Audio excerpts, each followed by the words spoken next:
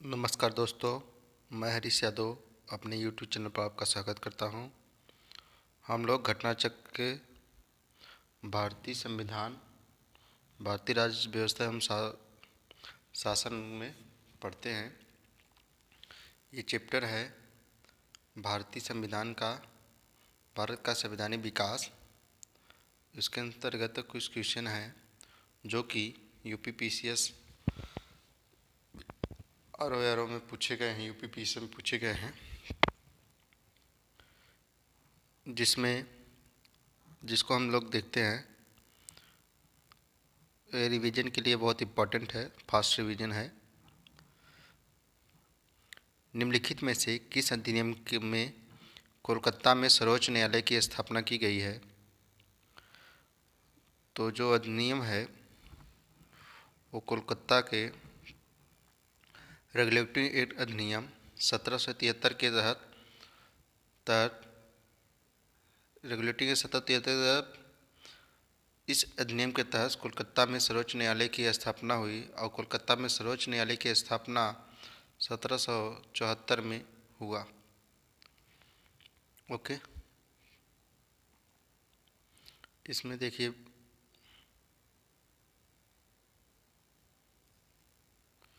इस 1773 के तहत इस कलकत्ता में सर्वोच्च न्यायालय की स्थापना हुई और इसका प्रावधान सर इल्जना एम्पे ने प्रथम मुख्य न्यायाधीश थे। नंबर 2 क्वेश्चन देखिए, सूची 1 को सूची 2 में मिलाना है। निम्नलिखित नियंत्रण परिषद की स्थापना किस अधिनियम के तहत हुई? सर्वोच्च न्यायालय की स्थापना किस अधिनियम के तहत हुई? इंग्लिश मशीनरियों के भारत में मुख्य कार्य की अनुमति किस अधिनियम के तहत हुई? गवर्नर जनरल की परिषद में कानूनी सदस्य की नियुक्ति किस अधिनियम? तो जैसा कि हम लोग अभी ऊपर पढ़े कि सर्वोच्च न्यायालय की स्थापना अधिनियम 1773 के थ्रू हुआ, तो इसमें एक याद है तो हमें बी इसका आंसर सही दिख रहा है। तो दूसरा जो है, पहला का दूसरा जो है, नियंत्रण परिषद की स्थापना पिट्स का भारतीय अधिनियम 1774 और इंग्लिश मशीनरियों का भारत में कार्य की अनुमति चार्टर अधिनियम 1813 और गवर्नर जनरल के परिषद में कानूनी सदस्य की नियुक्ति चार्टर अधिनियम 1833 के तहत हुई। तो ये इसका व्याख्या दी है। नंबर 3 क्वेश्चन जो है, किसने भारत में अंग्रेजी शिक्षा की नींव पड़ी? तो 1813 के चार्टर के एक्ट के द्वारा भारत में अंग्रेजी शिक्षा की नींव पड़ी। General committee of public instruction 1823 के तहत इसका अधिनियम है। वाच्यविद और आंग्लविद विद्वान हैं। तो ये तीनों कथन सही हैं, जो कि ईस्ट इंडिया कंपनी ने ओरिएंटल शिक्षा की प्रचलित प्रणाली को हतोत्साहित किया और पश्चिमी शिक्षा और अंग्रेजी भाषा को बढ़ावा दिया। 1813 के चार्टर अधिनियम में भारत की शिक्षा का प्रसार किया। अब प्रतिवर्ष 1 लाख रुपए खर्च करने का प्रावधान को अपनाया गया। 1823 में general committee of public education का गठन किया गया, जिसकी जिम्मेदारी शिक्षा में 1 लाख रुपया देने की और उसका निरीक्षण करने की भी जानकारी दी गई थी। ये इम्पोर्टेंट हमेशा पूछा जाता है कि भारतीय शिक्षा का विकास किसने सबसे पहले किया? तो ये लॉर्ड मैकाले को जाता है, जिसके अध्यक्ष थे लॉर्ड मैकाले। इसके बाद governor general Lord William Cavendish Bentinck ने के शासनकाल में 7 मार्च 1835 को लॉर्ड मैकाले का प्रस्ताव को स्वीकृत कर भारत में अंग्रेजी शिक्षा का माध्यम मान लिया गया। तो भारत में अंग्रेजी शिक्षा का माध्यम लॉर्ड मैकाले के दिन है। भारत में एंग्लिस्टिक शिक्षा के समर्थकों के नेता ट्रेवलिन थे, जिसके H.T. प्रिंसेप वाच्य ओरिएंटलिस्ट शिक्षा के समर्थकों का नेतृत्व करता थे। किस अधिनियम के द्वारा ब्रिटिश संसद ने चाय और चीन के चार्टर व्यापार को छोड़कर ईस्ट इंडिया कंपनी के भारत के साथ व्यापार का एकाधिकार समाप्त कर दिया था? तो 1813 के चार्टर अधिनियम के द्वारा ईस्ट इंडिया कंपनी ने चाय और चीन के साथ व्यापार को छोड़कर और सभी पर एकाधिकार समाप्त कर दिया गया था। नंबर 5 क्वेश्चन जो है, चार्टर एक्ट 1813 के संबंध में कथनों पर विचार कीजिए। इसमें भारत में ईस्ट इंडिया कंपनी का व्यापार एकाधिकार को चाय का व्यापार और चीन के साथ व्यापार को छोड़कर समाप्त कर दिया गया। चाय और चीनी के व्यापार को छोड़कर चीन के साथ व्यापार छोड़ दिया गया। हाँ, ये तो सही है। इसमें कंपनी द्वारा अधिकार के लिए गए भारतीय राज्य क्षेत्रों पर ब्रिटिश क्राउन की संप्रभुता को सुदृढ़ कर दिया गया। भारत के राजस्व अब ब्रिटिश संसद के नियंत्रण में आ गया। तो इसमें लगभग पहला और दूसरा सही है। सुना है बात।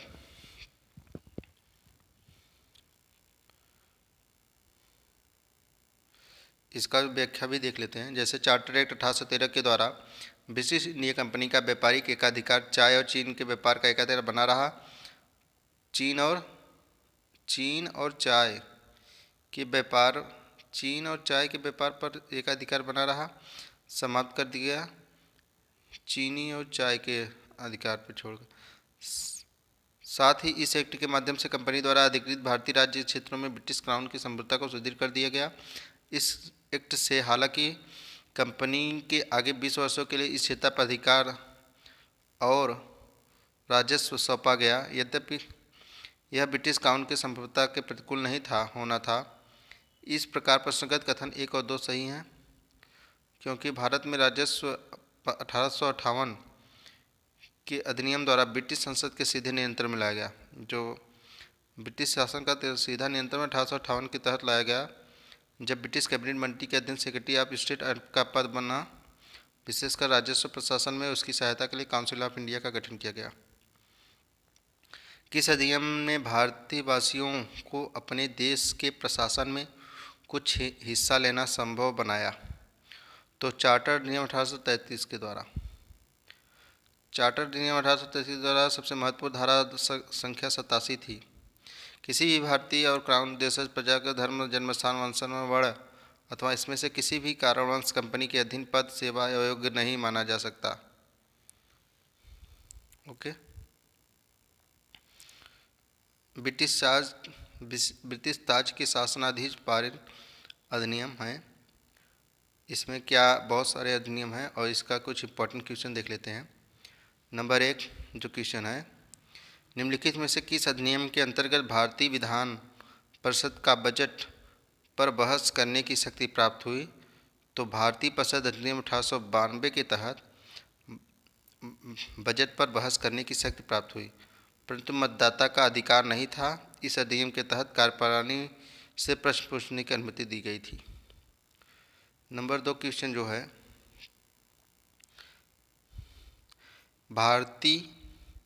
ब्रिटिश भारत में सांप्रदायिक प्रतिनिधित्व की व्यवस्था निम्नलिखित में से किस अधिनियम के द्वारा अपनाई गई? ब्रिटिश भारत में सांप्रदायिक प्रतिनिधित्व की व्यवस्था निम्नलिखित में से किस अधिनियम के द्वारा? तो मिंटो मार्ले सुधार अधिनियम 1909, ये बहुत इंपॉर्टेंट है। भारतीय परिषद अधिनियम 1909 मिंटो मार्ले सुधार अधिनियम द्वारा ब्रिटिश भारत में सांप्रदायिक प्रतिनिधित्व की व्यवस्था की गई, जिसके अंतर्गत मुसलमानों के लिए पृथक निर्वाचन प्रणाली का प्रावधान किया गया। क्योंकि ये भी क्वेश्चन पूछ लिया, मुसलमानों के लिए किस नियम के द्वारा पृथक निर्वाचन प्रणाली का प्रावधान किया, तो मिंटो मार्ले सुधार अधिनियम 1909 के द्वारा। निम्नलिखित में से किस अधिनियम के द्वारा भारत में संघीय न्यायालय की स्थापना की गई? संघीय न्यायालय की अधिनियम 1935 के तहत की गई। तो भारत में संघीय न्यायालय की स्थापना 1 अक्टूबर 1937 को भारत सरकार अधिनियम 1935 के अंतर्गत गई। इसके प्रथम मुख्य न्यायाधीश सर मॉरिस ग्वेयर थे। उपयुक्त विकल्पों में से सरकार अधिनियम 1935 नहीं होने के कारण विकल्प डी सही है। तो संघीय न्यायालय की स्थापना भारतीय शासन अधिनियम 1935 के तहत की गई थी। संघीय न्यायालय निम्नलिखित में से किस वर्ष स्थापित किया गया? तो 1937 में स्थापित किया गया। नीचे वाले व्याख्या के तहत केंद्र में द्वैध शासन किस अधिनियम के अंतर्गत स्थापित किया गया? तो 1935 1935 के अधिनियम के अंतर्गत केंद्र में द्वैध शासन। भारत सरकार अधिनियम 1935 से केंद्र में द्वैध शासन एक नई अखिल भारतीय संघ की स्थापना तथा प्रांतों में द्वैध शासन व्यवस्था को समाप्त करने का प्रावधान किया गया। प्रांतों में द्वैध शासन का उपबंध 1919 के अधिनियम द्वारा किया गया था। तो ये भी पूछ लिया जाता है कि इस अधिनियम के द्वारा द्वैध शासन लगाया गया, तो 1919 अधिनियम के द्वारा। केंद्र में द्वैध शासन के तहत संघीय विषयों में दो भागों में बांटा गया, आरक्षित और अनहस्ताक्षरित ट्रांसफरेंस सब्जेक्ट को। तो केंद्र में द्वैध शासन किस अधिनियम के अंतर्गत स्थापित किया गया था? तो 1935 के अधिनियम के अंतर्गत।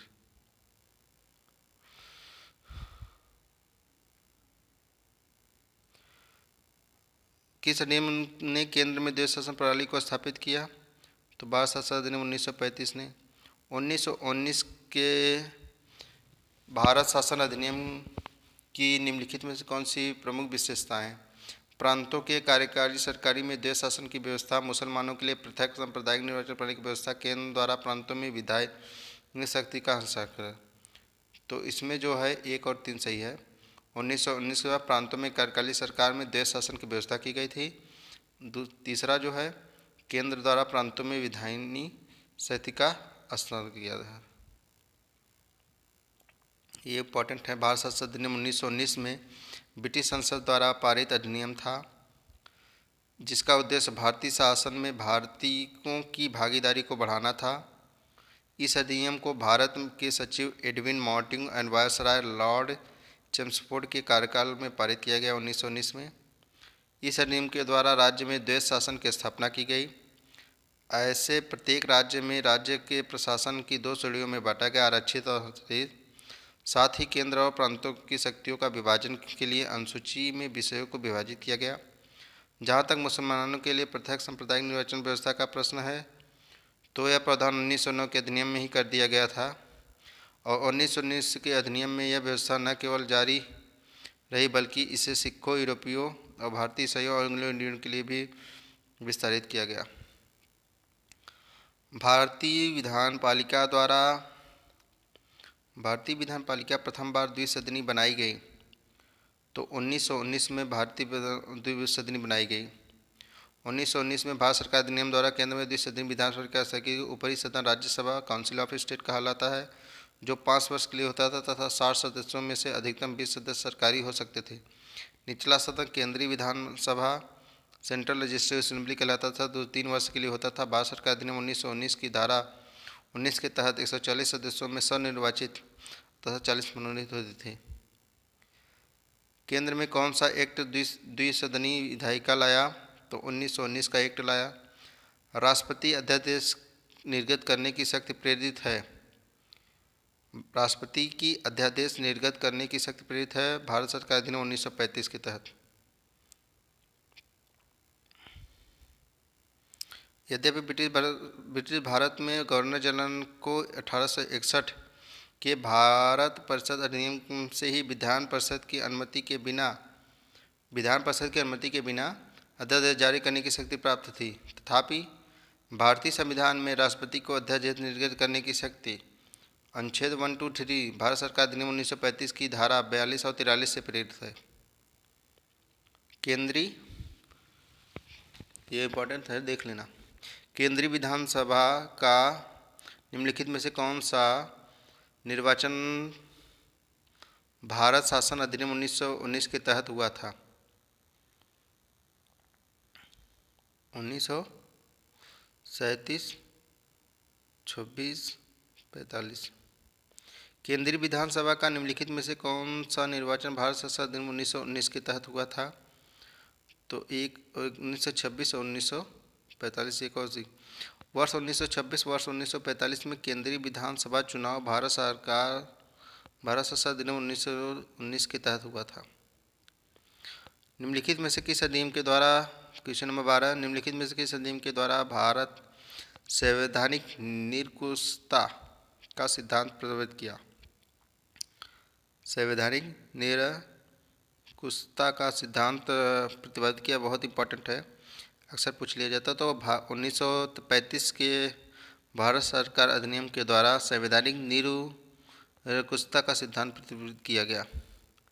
संवैधानिक निरंकुशता का सिद्धांत भारत सरकार अधिनियम 1935 द्वारा प्रस्तुत किया गया है। अधिनियम ब्रिटिश संसद द्वारा सर्वाधिक विस्तृत अधिनियम है। साथ ही यह भारत के लिए तैयार संवैधानिक प्रस्तावों में से सबसे जटिल दस्तावेज था। इस अधिनियम में भारत संघ की स्थापना, संघीय न्यायपालिका, केंद्र और राज्यों के मध्य शक्तियों के विभाजन आदि की व्यवस्था की गई थी। क्वेश्चन नंबर 13 है, भारत के संविधान में केंद्र और राज्यों के बीच किया गया शक्तियों का विभाजन इसमें से किस में उल्लिखित योजना पर आधारित है? तो भारत सरकार अधिनियम 1935 के द्वारा उल्लिखित है। ब्रिटिश शासन के दौरान 1935 के द्वारा।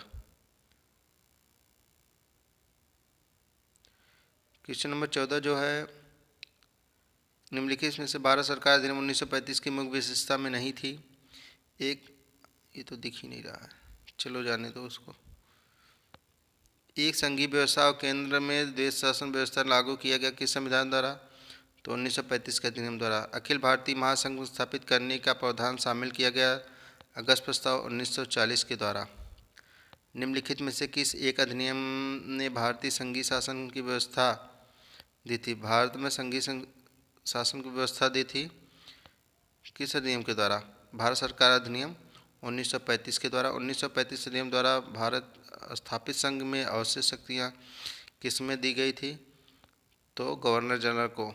निम्नलिखित में कौन सा एक भारत सरकार अधिनियम 1935 को में स्वीकार किया हुआ महत्वपूर्ण स्थायी अवयव नहीं है? देश की लिखित संविधान। 1935 का गवर्नमेंट ऑफ इंडिया एक्ट क्यों महत्वपूर्ण है?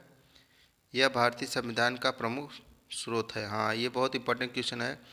1935 का गवर्नमेंट ऑफ इंडिया एक्ट क्यों महत्वपूर्ण है? यह भारतीय संविधान का प्रमुख स्रोत है। अक्सर पूछ लिया जाता है भारतीय संविधान का प्रमुख स्रोत कौन सा है, तो 1935 का यह एक्ट। भारत में वर्तमान संवैधानिक ढांचा बहुत कुछ 1935 अधिनियम से आधारित है। 1935 का प्रमुख बंद इस प्रकार: संघात्मक सरकार की स्थापना, केंद्र में देश शासन की स्थापना, प्रांतों में देश शासन की स्थापना, स्वायत्त की स्थापना, द्विसदनीय केंद्रीय विधानमंडल, प्रांतीय शासन व्यवस्था, प्रांतीय विधानमंडल, केंद्र प्रांतों में स्थायी शक्तियों के विभाजन, फेडरल न्यायालय की स्थापना।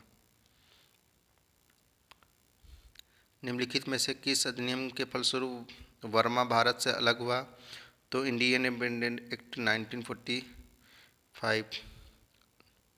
1935, गवर्नमेंट ऑफ इंडिया एक्ट 1935 के प्रावधानों के अनुरूप 1937 में वर्मा को भारत से अलग किया गया था। तो वर्मा को भारत से अलग गवर्नमेंट ऑफ इंडिया एक्ट 1935 के तहत 1937 में किया गया। अब देखिए, भारत संविधान का निर्माण प्रक्रिया से संबंधित है, इसमें कुछ इम्पॉर्टेंट है तो ये देख लो, इसको पढ़ लीजिए। भारतीय संविधान सभा और संविधान प्रक्रिया के नियम। भारत की ओर से संविधान सभा की मांग 1934 में रांची में राजस्व पार्टी ने की थी। सबसे प्रथम संविधान की मांग राजस्व पार्टी ने की थी। 1934 में भारत संविधान सभा का गठन का विचार M.N. रॉय ने दिया। भारतीय राष्ट्रीय कांग्रेस के स्तर पर पहली बार 1934 में संविधान निर्माण का आधिकारिक रूप से संविधान की मांग की। एक निर्वाचन संविधान सभा द्वारा भारत के संविधान निर्माण करने का प्रस्ताव सर्वप्रथम 1942 में कृष्ण मिशन द्वारा किया गया। तो संविधान निर्माण का प्रस्ताव सर्वप्रथम 1942 के कृष्ण मिशन द्वारा किया गया। कैबिनेट मिशन योजना 1946 द्वारा भारतीय संविधान में प्रतिनिधि निर्वाचन के आधार पर गठन किया गया और कैबिनेट मिशन की रिपोर्ट के अनुसार संविधान सभा का निर्वाचन होना था और प्रांतों में प्रतिनिधित्व जनसंख्या के आधार पर होना था। इसके तहत मोटे तौर पर प्रति 10 लाख व्यक्तियों पर एक प्रतिनिधि का निर्वाचन की व्यवस्था प्रस्तावित थी। संविधान में कुल सदस्यों की संख्या 389 उस समय निर्धारित की गई थी, जिसमें से 296 सीट ब्रिटिश भारत में 93 देशी रियासत के थे। ब्रिटिश भारत में आवंटित 296 सीटों में 292 सदस्यों का चयन 11 गवर्नरों के प्रांतों और 4 मुख्य आयुक्त प्रांतों से किया गया। देशी रियासतों के प्रतिनिधित्व का चयन रियासतों के प्रमुखों द्वारा किया गया। संविधान सभा का चुनाव अगस्त 1946 में संपन्न हुआ था और 296 सीटों ब्रिटिश भारत को आवंटित में से कांग्रेस को 208 मुस्लिम लीग को 73 और छोटे समूह को स्वतंत्र सदस्यों को 15 सीटें मिली। देशी रियासतों ने संविधान सभा में भाग नहीं लिया। संविधान सभा अप्रत्यक्ष निर्वाचन प्रणाली थी। राज्यों की विधानसभाओं का उपयोग निर्वाचन मंडल के रूप में किया गया। यह निर्वाचन वयस्क मताधिकार पर आधारित नहीं था। 1935 के अधिनियम के अनुसार मताधिकार कर, शिक्षा, संपत्ति के आधार पर सीमित था। 20 नवंबर 1946 को वायसराय ने निर्वाचित प्रतिनिधियों को आमंत्रित किया कि वे 9 दिसंबर 1946 को संविधान सभा की पहली बैठक में उपस्थित हों। तो संविधान सभा की पहली बैठक कब हुई? 9 दिसंबर 1946। और 9 दिसंबर 1946 को सभा की पहली बैठक में कुल 200 सदस्यों ने हिस्सा लिया। 207 सदस्यों ने हिस्सा लिया। 9 दिसंबर 1946 की संविधान सभा की पहली बैठक की अध्यक्षता अस्थायी अध्यक्ष डॉक्टर सच्चिदानंद सिन्हा ने की थी।